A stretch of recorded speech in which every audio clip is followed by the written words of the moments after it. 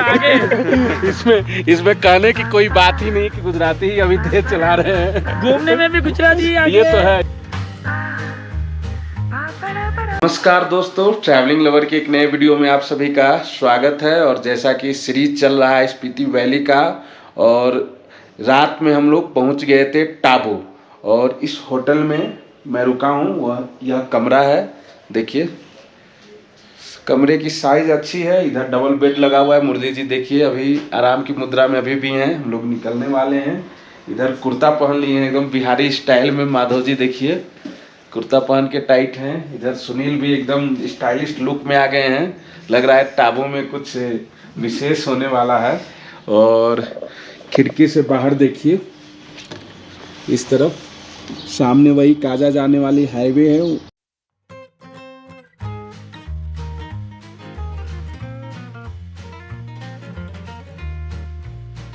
टाबू में ये अपना होटल था जहां हम लोग रुके थे, और इस तरफ से हम लोग अब निकलेंगे सीधे मोनेस्ट्री के लिए।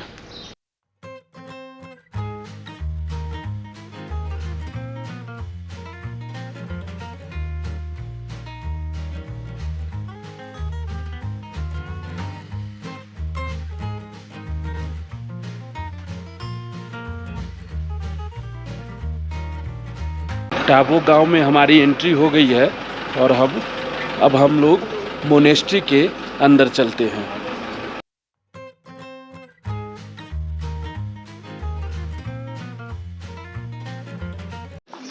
टाबू मोनेस्ट्री के बाहर इनका गेस्ट हाउस भी है। लोग यहाँ आकर रुकते भी हैं। काफ़ी प्राइस रीजनेबल है। और यहीं इनका रेस्टोरेंट भी है। यह आप देखिए, millennium monastery guest house and restaurant है। तो अब हम लोग अंदर चलकर पहले ब्रेकफास्ट कर लेते हैं।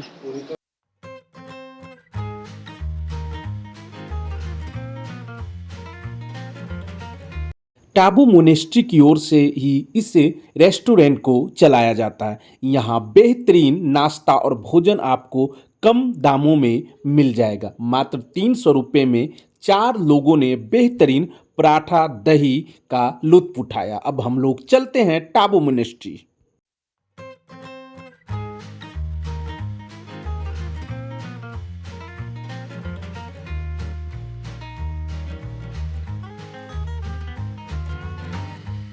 टाबू मोनेस्ट्री के पास में पहुंच गया हूं, और यह पूरी मोनेस्ट्री जो है वो मड की बनी हुई है। अंदर कई पांडुलिपियां हैं, कई पेंटिंग्स हैं। तो अब चलते हैं अब उसके परिसर के अंदर।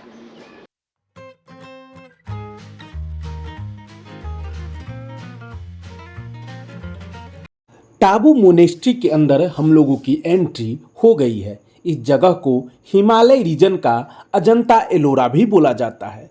इसके अंदर बौद्ध धर्म की गजब की कलाकृतियां देखने को मिलती है।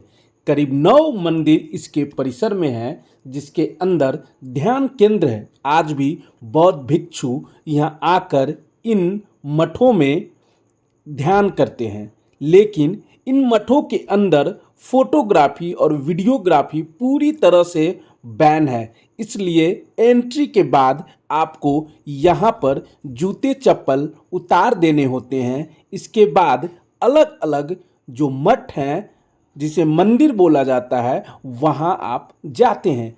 जितने भी मंदिर हैं और मठ हैं वो पूरी तरह से मिट्टी के बने हुए हैं, और आपको करीब 2000 साल पहले की दुनिया में और उसकी लाइफ स्टाइल को बताता है। तो चलिए अब मैं आपको इन मंदिर के अंदर और मठों के अंदर क्या कुछ है उसके बारे में बताता हूँ। मठों के अंदर जाने पर दीवारों पर अलग अलग तरह की आकृतियाँ बनाई हुई है। यह इंडो तिब्बत के लाइफ स्टाइल को बताती है। महात्मा बुद्ध अलग अलग आसन में नजर आते हैं। इसके साथ ही इन दीवारों पर कई भित्ति चित्र, मूर्तियाँ और पेंटिंग आपको दिखेंगे। कहा जाता है कि जिस तरह से अजंता और एलोरा की गुफाओं में आपको मूर्तियां नजर आती है, ठीक उसी तरह से यहाँ भी भित्ति चित्र और मूर्तियां हैं। यह एक जीवन शैली को बताती है। इस मठ की स्थापना 996 ईस्वी में तिब्बती बौद्ध मॉन्क रिनचेन जंगपो ने की थी। यहाँ के पेंटिंग उसी समय के हैं जिसे अब संरक्षित किया गया है और उस जीवन शैली को बताने की कोशिश की गई है।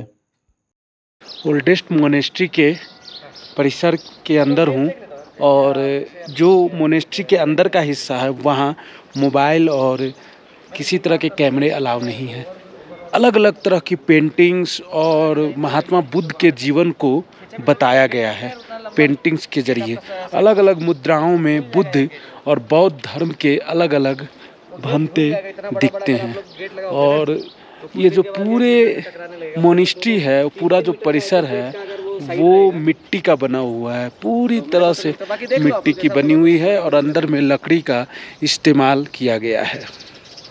10,000 फीट की ऊंचाई पर इस मोनेस्ट्री में मठों के अंदर जब आप जाते हैं, कुछ देर बैठते हैं तो जो एहसास आपको होगा वो आपको यहाँ जाने के बाद ही महसूस होता है। करीब 2 घंटे यहाँ बिताने के बाद हम लोग निकल चुके हैं धनकल मोनेस्ट्री के लिए।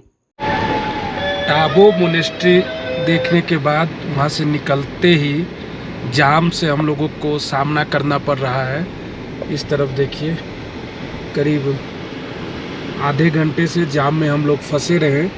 अब गाड़ियाँ धीरे धीरे जो है वो जा रही है। यह भी यात्रा का एक हिस्सा है और इससे घबराने की ज़रूरत नहीं है।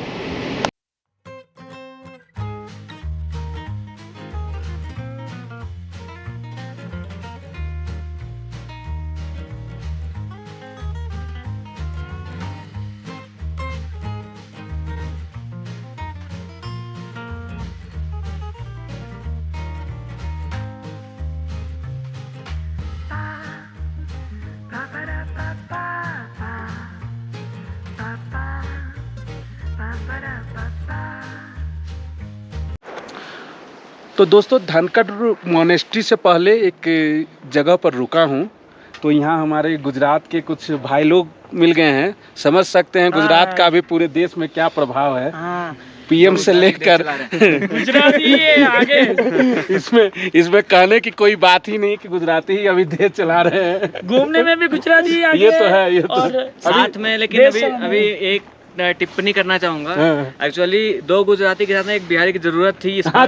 तो इस बार और मावा खाने में भी गुजराती आगे। मावा खाने में तो ये लोग भाई साहब जितने हैं वो आए हैं मनाली तक। उसके बाद मनाली से इन लोगों ने बाइक ली। इस तरफ इनकी देखिए बाइक लगी हुई है इधर। और ये लोग कितने ग्रुप है आप लोगों का? हम 5 बाइक से 5 बाइक है, 10 लोग हैं। आपका नाम? जैनिश। और आपका? मंथन। तो जैनिश और मंथन है। और गुजरात के किस जिले से जो है? गुजरात वलसाड़ से हैं, जो अपना महाराष्ट्र बॉर्डर लगता है। अच्छा। जो फेमस है दमन के नजीक लगता है। अच्छा। जो अपना गुजरात है वो ड्राई स्टेट है। अच्छा। और जो दमन है वो फुल दारू स्टेट है। बिहार, गुजरात का प्रभाव बिहार में भी पड़ गया। हाँ। बट वहाँ कुछ रिलीफ भी है गुजरात में। कुछ गुजरात में रिलीफ नहीं है। गुजरात से अवेलेबल है गुजरात में भी। नहीं, अभी गिफ्ट सिटी बना है। सिटी बना है, नया सिटी बना है। तो फिर अगर गुजरात की यात्रा पर फिर से अगर मैं जाता हूं तो भाई साहब से ज़रूर मिलूंगा। इनका नंबर भी मैं ले रहा हूं। और हमारा YouTube चैनल है ट्रैवलिंग लवर नाम से। और देश के करीब 24 से 25 राज्य ट्रैवलिंग लवर घूम चुका है। वाह। तो कोशिश रहेगी आगे भी जो है यात्राएं जो है वो जारी रहे। सही है। दोस्तों, मैं फोर्ट के ऊपर आ गया हूँ। करीब 11,000 फीट की ऊंचाई है। सांसें अधिकांशतः लोगों की फूल रही है, धड़कनें बढ़ रही है। इस वजह से मैं धीमे धीमे बोल रहा हूँ। लेकिन one of the best location of India है ये स्पीति वैली का धनकल मोनेस्ट्री। और मैं उसके ऊपर धनकल फोर्ट पर हूँ। शानदार नज़ारा मैं आपको दिखाता हूँ।